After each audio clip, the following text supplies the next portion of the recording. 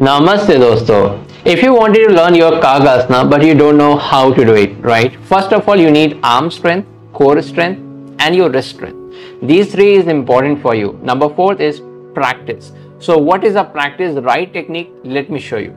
So first of all, you have to sit like me and give space to your heels. If you cannot sit like this, you need hip opening. Number two, you have to place your palm together and place your knee under the knees and then look straight and smile. Breathe from nostril and place your hands on your mat and then try to inhale. Again, breathe after exhalation and inhale again. And now lift your buttock and try to keep your toes together and touch your toes together like that. And then look up.